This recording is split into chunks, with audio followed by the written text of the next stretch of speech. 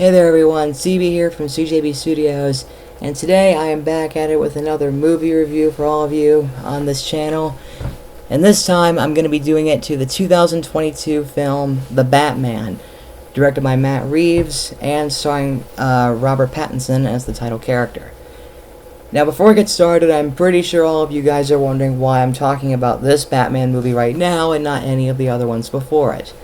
Well, the reason for this is because the HBO Max spin-off series, The Penguin, is actually coming out next week as of the time I'm recording this. So I figured, why not review this movie right now since it's, appropriately fitting instead of not reviewing it at all. Because I've actually been wanting to review this movie for quite a while as far as I can recall.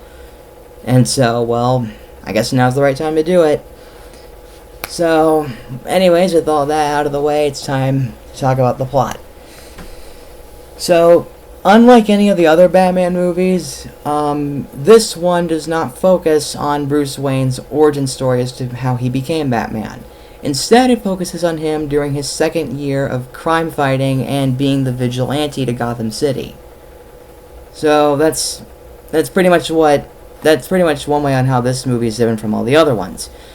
As for how the movie opens up, it starts off on Halloween night, where the mayor of Gotham City, known as Don Mitchell Jr., ends up being brutally murdered by a masked serial killer, known as the Riddler. Batman, of course, is there to, he is there to see, what happened during the crime scene, even though he wasn't there when it was going on, alongside Commissioner Gordon. And since they don't really know who killed the mayor, Batman decides to go back to the Batcave. It then turns out on the following night after this, Commissioner Pete Savage from the Gotham City Police Department ends up being killed by the Riddler too. And after that, Batman ends up going to this nightclub known as the Iceberg Lounge, where he talks to this other guy named Oswald Cobblepot, aka the Penguin, played by Colin Farrell, about anything going on in Gotham, specifically when it comes to who's murdering all those people. The mayor and, the commissioner. The next day, later on that same night, Batman also ends up meeting another person by the name of Selina Kyle, played by Zoe Kravitz, who lives and has a bunch of stray cats. Later on that night, another person by the name of Gil Coulson ends up also being attacked by the Riddler, who brutally straps a time collar, a neck bomb, basically to his neck with a timer that's set to go off. And the next morning, he is sent into the church to interrupt the funeral of the mayor. Batman, of course, talks to Gil while also having a talk with the Riddler through a FaceTime call. I don't think I stated this earlier, but the Riddler is actually played by Paul Dano. And after getting 2 to 3 guesses of solving 3 riddles, Coulson ends up being brutally murdered. After his head explodes because of the bomb being attached to his neck. Let's see. On the same night, or at least I assume it's the same night anyways, the Batman then chases after the Penguin because he thinks that he might know who the Riddler is. Of course, they don't get any good results from him aside from this one website, because one of the messages that the Riddler wrote was Elata Errata, which is actually mispronounced or misspelled as La Rata Alata, which means a rat with wings in Spanish. Batman eventually does find out that it was actually known as URL Errata Alata, meaning that it was a website, and he eventually goes there and talks to the Riddler himself. After finding out several clues on what the Riddler's been up to, both Batman and Commissioner Gordon leave the Penguin behind to solve a couple more clues, most of which actually involve Bruce Wayne's family. Of course, Alfred, Bruce Wayne's butler, Alfred being played by Andy Serkis, by the way, ends up receiving a gift from the Riddler, which was actually meant to be Bruce Wayne. that gift was actually a bomb. And by the time Batman arrives to the Batcave to see if Alfred was okay, it's already too late. After having a talking to with Alfred, Batman decides to finally track down the Riddler himself, and he ends up finding him at Arkham Asylum.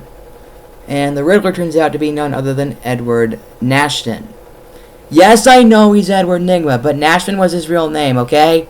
To any Batman fans out there, don't complain about it.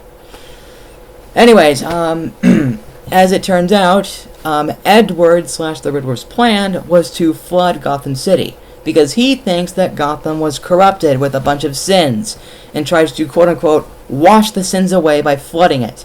His plan eventually does work, but Batman himself proceeds to stop the flood and save everybody. Once the flood is over and some people are being sent to the hospital or others have sadly perished during it, Gotham City is now in full disrepair and is attempted to be repaired because of the flood. As for Edward, well, he's still locked up in jail in Arkham until he ends up meeting another strange person known as the Joker. Not to mention that at this time, the Penguin is planning to be the kingpin of Gotham. The movie then ends with Batman and Catwoman, also known as Selina Kyle, riding their motorcycles through Gotham City before having Batman himself go to Gotham. Well, drive away from Gotham before the credits roll. So yeah, that was my review on the Batman. I know I didn't go over every single plot detail in this. I'm really sorry for that. The main reason why is because the movie itself is ridiculously long. It's like 2 hours and 56 minutes. That's close to 3 full hours. I know I'm kind of getting ahead of myself, but as for what I thought of this movie, I freaking loved it. Like, I loved this take on Batman. Like, as I stated earlier, this one does not focus on his, origin story. It focuses on him still being Batman during, his life as a crime fighter and protecting the city. And I freaking love it. Like, not just this take on Batman himself, but everything else about the movie was great, too. Like, the dark tone that it had. I mean, come on. There were other takes of Batman where it was dark and edgy, like Tim Burton's Batman and Batman Returns, the Dark Knight trilogy, Dawn of Justice. But this take, like this version of it, I feel like takes it, to a further level. Because, again, Batman's done brutal things before, but this cranks it up even further, like I said. And there's more to it than just the tone of the movie. Like, the music, oh my gosh, the music, don't get me started.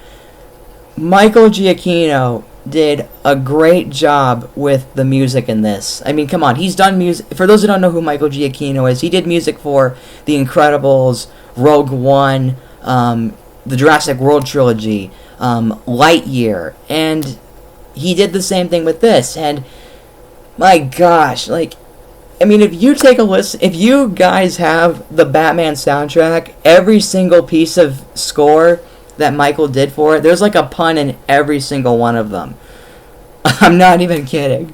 There's like a lot of puns in them. The music was really good too. Like, not to mention the fact that he combined, his musical cues with other songs, like Something in the Way by Nirvana, or Ave Maria, which, speaking of Nirvana, according to Matt Reeves himself, he actually said that this version of Bruce Wayne was actually somewhat inspired by the lead singer of Nirvana, Kurt Cobain himself. Only instead of, guitars and amplifiers, he has a bunch of gizmos and gadgets. And for Ave Maria, I did not notice this until later on in the movie. I should point out, I actually did see this movie on the day it came out, March 4th, 2022. One thing I didn't pick up on until Batman figured out what the Riddler's plan was, it was like the Riddler's theme is actually Ave Maria played in a minor key. And that, to me, like, that's actually pretty smart. Like, for someone who's, you know, familiar with music, I think that was a pretty smart decision. And another thing I really like about this take on Batman is the cast. Like, again, Robert Pattinson, I thought he did a great job as Batman in this. Paul Dano was the Riddler. He did great. Who played Gordon in this? I think, was it James Wright? I think that's who it was. He did pretty good. Zoe Kravitz did a good job as Catwoman, although, to be fair, this is actually the second time she played Catwoman, because the first time she did it was in the Lego Batman movie starring Will Arnett, so it's kind of weird that she reprised her role in this one 5 years later, almost. And then there's the Penguin. Oh my goodness. Colin Farrell stole the show. He stole the show as the Penguin in this. I mean, like, under all those prosthetics and all that makeup, you can just tell that he's so unrecognizable as, you know, himself in this. Like, he's so unrecognizable as the Penguin in this, and I'm really excited to see what they're gonna do to him in the HBO spin-off series that comes out, and I'm really looking forward to that. Oh man, like, I could go on and on about how great this movie was. I, for one, really loved it. I mean, the only issue I did have with it was the running time. Again, it was close to 3 hours long, if you include it. That is, if you included the deleted scene with the Joker in it. But still, I thought it was really good. I love this take on Batman. I'm so excited to see what they're going to do to him when the Batman Part 2 comes out in 2026. And, well, the Penguin I'm also looking forward to. And, oh man. Again, I could talk more about this, but I feel like I'd be here all day or all night whenever you guys are watching this. So instead, let me show you guys something. This is my copy of the Batman. That includes the Blu-ray version, the DVD version, and a bonus disc. I actually got this, in case you guys haven't seen one of my earlier videos on my channel, I actually got this as an early birthday present for my 23rd birthday. So here's the spine of the slipcover, here's the back of it, and here's the other spine. So when I take this out, it's the same cover art as the slipcover. Here's the spine, here's the back of it, nothing on the other spine, obviously. Okay, and here's this disc here. This is the let me see which one this is. Oh, this is the Blu-ray version here. Here's the DVD version, and then here's the bonus disc right next to it. I should point out that I also have I have 3 Lego sets based on the movie. They're actually up there on my shelf. I'm not going to bother getting them down, though. I might show them off in another video at some point. Let me see if I can get this slip cover back on. There we go. So, yeah.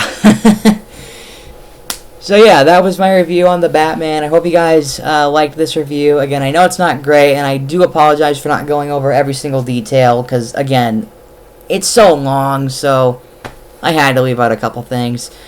But yeah, I hope you guys liked this review. Please leave a like on it if you want to. Comment, subscribe, ring the bell, and I will see you all next time. CB from CJB Studios, signing off.